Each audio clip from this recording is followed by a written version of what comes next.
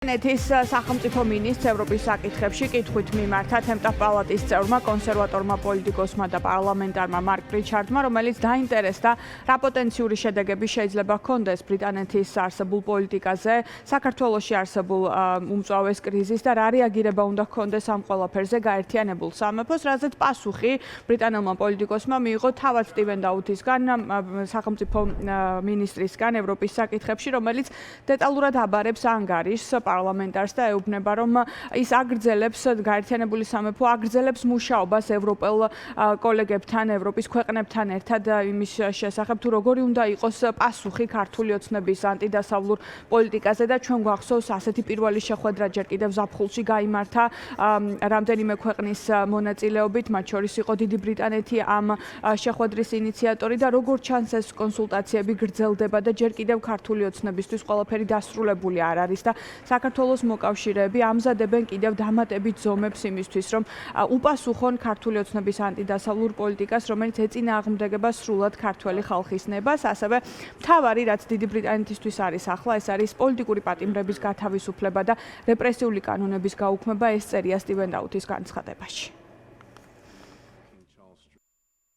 საქართველოში დემოკრატია საფრთხეშია და ჩვენ მჭიდროდ მუშაობთ ჩვენს ევროპელ პარტნიორებთან ერთად ამ წუხილების საპასუხოდ. წინა ოქტომბერს მე გავუმეორე დემოკრატიულ უკუსლაზე, ოპოზიციის დაკავებაზე და მოკავშირეთა ელჩებზე თავდასხმებზე ჩემი წუხილებით საქართველოს საგარეო მინისტრ ბოჭორიშვილს. ჩვენ მოუწოდებთ საქართველოს ხელმძღვანელებს, ლიდერშიპს გაიწვიონ რეპრესიული კანონმდებლობა, გაათავისუფლონ პოლიტიკური პატიმრები და დაუბრუნონ ქვეყანა დემოკრატიულ გზას.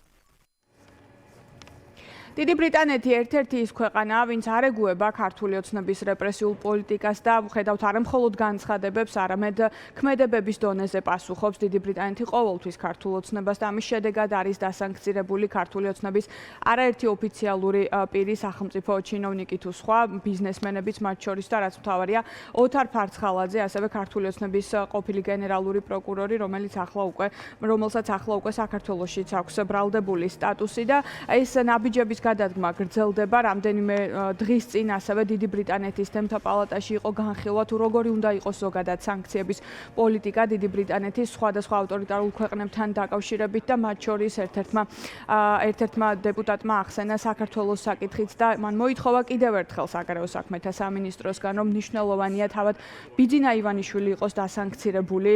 პირველ რიგში როგორც ყველაფრის ფუნდამენტი იმის რაც ახლა ხდება საქართველოში რაც შეეხება იმას თუ საბოლოოდ და სამომავლოდ როგორი ნაბიჯები შეიძლება გადადგას გაერთიანებულმა სამეფომ. ჩვენი რესპონდენტები საუბრობენ იმის შესახებ, რომ ახლა ზოგადად გეოპოლიტიკური მოცემულობა არის ძალიან არეული მსოფლიოში და ახლა შესაძლოა საქართველოს საკითხი არ იყოს დღის წესრიგში ერთ-ერთი წამყვანი საკითხი, თუმცა საქართველოს მოკავშირეები ჩვენი ქვეყნისთვისაც აუცილებლად მოიცლიან, ასე ფიქრობენ სპეციალისტები. Şimdiden დაძაბულია ურთიერთობები თავად ევროპაში ნატოში იმდენად გართულებულია კომუნიკაცია ალიანსის წევრებს შორის, რომ მე არ მგონია, რომ ეხლა ამ მომენტში მაინც და მაინც საქართველოს პრობლემებისთვის მოცლის საუკეთესო მომენტი დგას, მაგრამ ბიძინა ივანიშვილი იმდენად გამომწვევად იქცევა, იმდენად ყოველდღიურად ცდილობს თავის შეახსენოს როგორც ევროკავშირის წევრ ქვეყნებს, ასევე დიდ ბრიტანეთს, ამერიკის შეერთებულ შტატებს, რომ კი არ არის გამორიცხული, რომ რაღაც მომენტში ძალიან სწრაფად ეს გარდამტეხი მომენტი დადგეს, მაგრამ არ არის გამორიცხული, კიდევ ერთხელ ვამბობ, მაგრამ მე არ მაქვს მოლოდინი, რომ ეხლა ამ ვითარებაში,